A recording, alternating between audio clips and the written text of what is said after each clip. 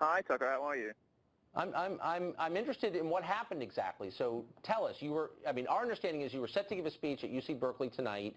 You knew there were going to be protests, and then violence erupted, and you had to leave. Is that correct? And fill in the blanks for us. Right. Well, we knew there would be protests from the social media activity. We knew from the police. I have a pretty good sense of when things are going to get a bit rowdy, and we knew that UC Berkeley was going to be a problem, not least because they have a big free speech problem. Obviously, it's a liberal campus, so they hate any libertarians or conservatives who dare to express an opinion on their campuses. They particularly don't like me. And so this evening we got into the building, started preparing for the show, and people started arriving in black clothes and masks. They were clearly carrying concealed shields and weapons and things. And then stuff started being hurled at the building. There were rocks being thrown, various other things being thrown at the building. Eventually, the ground floor was breached, and I was evacuated. Who evacuated you? My security detail. I have an excellent team of Navy SEALs, various other people, and some of the police from the local area. Tell me if I'm misreading this, but this looks like the nightmare scenario. This looks like political violence designed to squelch opinions the perpetrators of that violence disagree with. Am I reading it correctly? That's exactly what it is. And what's particularly scary and should be particularly troubling is it not only happened on an American college campus, supposedly in the land of the free, these are these places where you should be able to engage with different ideas, places where you should be able to hear speakers. And students who come to my talks who don't necessarily agree with me but just want to hear the other side, they were prevented from doing so this evening by violence from the left that is terrified of anyone who they think might be persuasive or might be interesting or might take people with them. I am not, a scary far-right, kind of neo-Nazi as some of the posters claim. They put those things on posters to try to legitimize their own violence against me and against my supporters. Instead, I'm just a sort of libertarian, gay, Trump-supporting provocateur who likes to, present interesting arguments. And we have good fun shows with huge sold-out audiences, very, very popular. I'm probably the hardest ticket on American college campuses. Students absolutely love me, but there's more loud left that just cannot tolerate anyone popular on campus who does not subscribe to their own crazy views. I guess the point isn't what your political views are. I would be every bit as outraged and afraid if I disagreed with your views, and I'm sure I do disagree with some of your views. That's hardly the point. The point is your political views were squelched by violence, and the irony, of course, is that people calling you a Nazi were using violence to intimidate you into shutting up, which seems like well, of course, these are people. Right. No, this is exactly the same thing happened when my book was announced. My book shot to the top of the Amazon bestseller chart within 24 hours of being announced, and people were saying they were going to burn, calling me a fascist. They really don't appreciate the irony of that.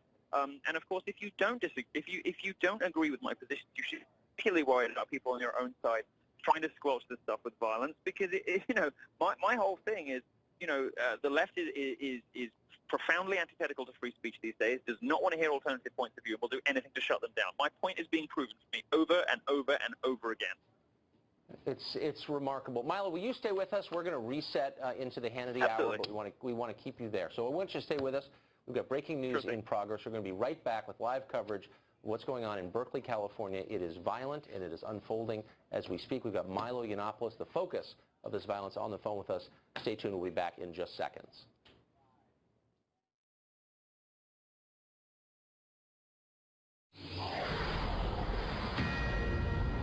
I want to open this with a Fox News alert. Massive protests and rioting have erupted at the University of California at Berkeley. Demonstrators have forced the cancellation of a speech by Breitbart News' Milo Yiannopoulos. Demonstrators have set fires. They burned vehicles. They launched fireworks at the building, threw rocks, trying to breach the doors in an effort to cause chaos, and that they did. They drove Milo, the speaker, from the scene. Police are apparently on the scene. We haven't seen them in the videos. We do have Milo Yiannopoulos by phone with us, though, right now. So, Milo, just to recap for viewers who are joining us right now, right at the top of the 10 o'clock hour Eastern time, we know you're out in California. Give us just a quick recap of what just happened. Absolutely. Well, I have a college talk, which is very popular, always oversubscribed, and people love to come and listen to my contention that free speech is under serious threat on American college campuses from the progressive left, from the social justice left. Well, once again, and we had similar things happen at UW Seattle and UC Davis, they have proven me right. Violent left-wing protesters stormed the building and forced me to be evacuated by police and by my security detail this evening, preventing me from giving the last speech in my tour, which was supposed to be exactly about this problem. So, heavily ironic and very, I think, self-defeating for the social justice Now, Trace Gallagher had given us a detail, and I want to check its accuracy with you. He had said that the university system, the UC system, had told you that you had to pay the security costs. You had to have security because of the threats you got from the anti-free speech agitators outside. But rather than making them pay for the cost of security, you had to bear it. Is that accurate? Well, this happens everywhere you go, and a lot of people don't know about this. It's a new kind of censorship, a sort of slippery tactic that American colleges use. They only ever level at conservatives, only ever speakers they don't like. At the last minute, they impose massive security fees on the students who have invited you. So what they'll basically say is, oh, by the way, you have to come up with $6,500 in 5 days' time, or you can't have the speaker, and they wait right until the last minute to do it. Now, in this case, they absolutely did this again at UC Berkeley. Fortunately, we had a private donor, an anonymous donor, who did not want to be identified for fear of reprisals from the social justice left, come in and say, I will cover this because this is absolutely outrageous. But it happened at UC Davis. It happened almost every college, that's in the UC system does this. It's a trick they try to pull. They did it at UC Irvine as well, twice, I think. They try to pull this trick every single time. The students are wise to it, but these are 19-year-old kids. They can't always come up with $6,000, $7,000, $8,000 with 5 days' notice. And they do this, strategically. They do it at the last minute, and they do it on purpose to try to derail events where conservative speakers are going to be present. But what seems so unfair, so perverse about that is there's no mystery as to who some of these protesters are because, as you pointed out, they organize through social media online. So they're identifiable. Some of them aren't, but some of them are. They know that groups are going to protest. And so the school could assess them the security fees, but instead they're blaming you for the violence against you? But yes, exactly. And it's this sort of Kafkaesque cycle the left always engages in, like feminists who sort of bait men into saying mean things on Twitter and then immediately turn around and play the victim. They create precisely the problem that they say they're there to fix, legitimizing their own position by being the bad actor in the first place. American higher education, these universities have pandered to this social justice, have allowed students to muddy the waters between idea and action, between speech and action, by endorsing this sort of language like safe spaces, student safety. No one's safety is at risk from different opinions. No one's physical safety is endangered by political ideas, from a speaker on campus. But universities have sort of allowed this stuff to happen, even in some cases encouraged it.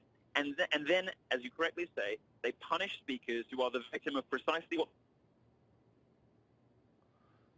by pandering to social justice, pandering to third-wave feminism, and pandering to Black Lives Matter. So if you're just joining us now, I just want to reset really quickly. This is the top of Hannity. We're going to be joined by Sean Hannity in just a minute. But an outbreak, a troubling one, of political violence tonight in Berkeley, California, over a speech by Milo Yiannopoulos, who's a well-known author. And you're seeing vehicles burning in the street. You're seeing rocks thrown. Apparently what were fireworks. We haven't confirmed that, but something that sounded like fireworks. And it might have been firearms. Unclear at this point, and no obvious law enforcement presence. What about that, Milo? We have Milo on the phone here. We heard from Trace Gallagher that law enforcement was responding, and of course that makes sense, but we're not seeing any evidence of law enforcement in any of these videos. Can you shed some light on that?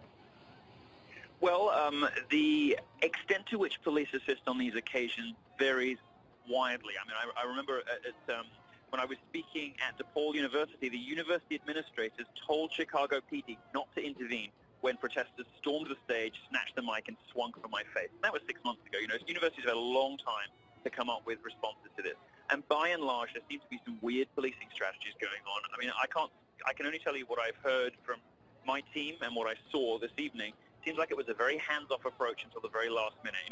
Let it burn, let them wear themselves out, and we'll only intervene at the very, very last moment. I'm not in a position to speculate. I don't want to cast aspersions or to engage in conspiracy theory, but it did not seem to me as though, everything was being done that could possibly be done to allow this event to proceed. Well, the videos certainly suggest that you're right. Again, we don't see anybody trying to hold back the crowd or stop the fires. And I will also say that it was the police, as far as I can tell, who made the call to cancel the event. The college Republicans and the university administrators had not made that call. I certainly hadn't made that call. I would have proceeded with this event in almost any circumstance, unless there was a significant threat to my audience or my team. But it was the police who made the decision. We should be clear that police departments across the country take their orders from elected officials, and they don't necessarily make these decisions autonomously. And I don't want to overstate the significance of this. This is a peaceful, nice country filled with peaceful, nice people. But there does seem to be an escalation of this kind of political violence, and that's exactly what it is. It's political violence designed to prevent people from giving their political opinions. Do you see that? Does this kind of thing appear to be escalating in the last couple of years? Absolutely, and I think a lot of these protesters know they can't get at the president. You know, they know they can't get at Trump now because now he's the president. You know, even when he was the president-elect, before that, they can't really get to him. So they pick the next best target. I'm a very outspoken speaker. I'm a big fan of his. I annoy, you know, the feminists and the Black Lives Matter guys probably almost as much as Trump does, certainly on college campuses. So they go for the next best thing. They go for the target they can get to, or the person that they can get in physical proximity with, the person they think they can scare. Well, they don't scare me. I will continue to give college talks until the day I drop dead. But one of the things that I'm, of course, at the mercy of is decisions made by police to sort of let them get out of hand and then evacuate me from the building, which I don't have very much control over. So, I mean, just to ask you a personal question. You're obviously an immigrant to this country. Our viewers can hear by your accent, and you grew up in the UK, where there is no First Amendment. When you came to the United States, I assume, like most immigrants, you believed your views would be protected by our famous First Amendment. Have you found that to be true? I have been so shocked coming out. So I work for Breitbart, which is obviously an American media company. I'm here on a visa, actually. And, you know, I've been so shocked at America, which I thought was going to be the sort of bastion of free speech, this sort of, you know, land of the free, home of the brave, this place where you could say, do, and be anything. And I've discovered that, in fact, you know, higher education, American college campuses really are some of the most oppressive places for free expression and free you know, creativity of anywhere that I have experienced anywhere in Europe. And let me tell you, some of you are very censorious. I mean, there are places in, you know, there are police forces in various bits of England that say, oh, misogyny is going to be against the law. You can't be offensive on the internet or we'll arrest you. You know, we're not that far away from that sort of atmosphere, certainly culturally in America. You know, the progressive left now has had this stranglehold over the entertainment industry, news, you know, almost all the other big institutions of social power in this country for so long that the chilling effect on ordinary citizens is massive. And in academia, it is particularly terrible. Trump's election, I hope, is going to shake this up a bit and allow people to speak a little more freely. But if tonight is any indication, the left is not going to give this up without a fight. So, I mean, it's interesting, and I'm sure you know this, even though you didn't grow up here. Traditionally, the left styled itself as defenders of free speech. Berkeley, as we noted earlier, and ironically, is the birthplace of the free speech, famously the free speech movement. Have you found allies on the American left who say, I may not agree with your conclusions, but I will, in the famous formulation, do anything to make sure you're allowed to express them? Has anybody stood up on the left for your free speech rights?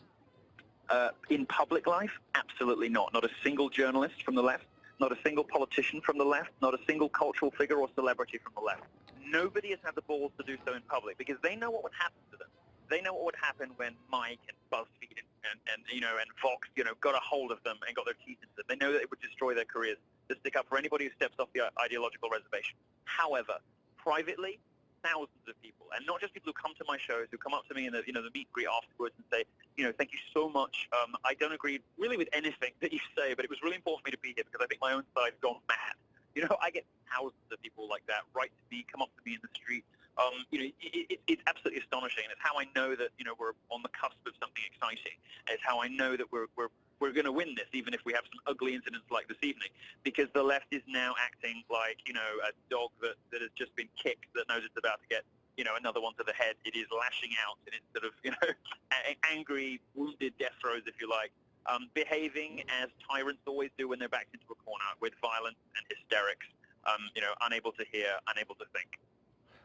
And I admire your optimism. I do, and I wish I shared it. I'm the only person on the right in America that is optimistic about this, but I really am, because, you know, you've got to remember, BuzzFeed, for instance, which I think is, you know, the great cancer of American media establishment. You've got to remember, I mean, it's a very generational thing. People my age, I'm 32, people my age are the problem, right? Bitter, middle-aged BuzzFeed bloggers, the social justice loons are the problem. But if you look at younger kids, if you look at, you know, my fans start at 12, 13, 14 years old, and they email me and they tell me my parents would kill me if they knew that I watched you on YouTube. My parents would murder me if they knew I was a fan of yours, but I love you, but I hate BuzzFeed. I get hundreds of emails like that. So I really do believe my generation, which is, you know, particularly homogeneously far left in, you know, in these censorious, school-marmish, nannying, claw-clutching sort of ways, my generation is having kids now, and those kids really don't like this stuff very much. So I am optimistic, even if it's a sort of long-term optimism. Right. Well, and I'm glad you are. On the other hand, and we're speaking to Milo Yiannopoulos, your speech was just canceled tonight because of violence designed to stop you from speaking. And moreover, our understanding is that a subsequent speech, a speech in future days you were set to give, has also been canceled. And so it seems to me, yeah, but look at the consequences. Okay. Look at the consequences of this is going to be, right? You know, University of Missouri pandering to, you know, to race hustlers and hucksters. What was the result? Alumni donations went down by 30 million and had to close 2 dormitories because admissions went down so much. There is a consequence to these institutions. You know, the American higher education marketplace is exactly that, a marketplace, a competition for students. And I get letters all the time, and admittedly, all I can do is tell from, you know, the wave of stuff that comes in my inbox. I get letters from people all the time, and really serious, big donors who say, I'm not writing checks to my old college anymore because I see what's happening on these campuses. You know, when this stuff hits the news, like tonight is now national news, and every network is carrying that. When stuff like this happens, people start to ask questions, and they start to reconsider sending their kids to these colleges in the first place, donating to these colleges, and whether these colleges deserve the revered position that we afford them in society. I think, you know, tonight is odious and a horrible spectacle and very humiliating for American higher education. But I would like to think that it will have a silver lining, and I like to think that that good will come of it. And that was the purpose of my tour in the first place. My purpose of my tour was to go out there and see really what the limits of free speech on American campuses really were. And I found out actually you can't say very much at all without people getting upset. But that, I think, you know, that's apparent. Everybody can see it now. So really quickly, we've got about 30 seconds left before we're going to take a break, Sure. Milo, and thank you for this. Have you, in your travels, met anyone on the left who has said, I want to debate you on the issues. I disagree, and here's my view. Or has it been like this? Never. It's, you're a racist, you're a sexist, you're a homophobe, ridiculously. I mean, they call me a gay homophobe, whatever. You know, name-calling, slander, slurs, insults, and now violence. They never want to debate because they're scared of losing. They don't have the facts on their side. And for 30 years, the left has been able to bully people into silence by name-calling, and they've forgotten how to argue. Yeah, I've certainly discovered that. You're watching pictures of a group of thugs committing political violence at the University of California at Berkeley. Milo Yiannopoulos is on the phone. You'll stay with us, Milo, I hope. We're going to take a quick break, and we're going to be back.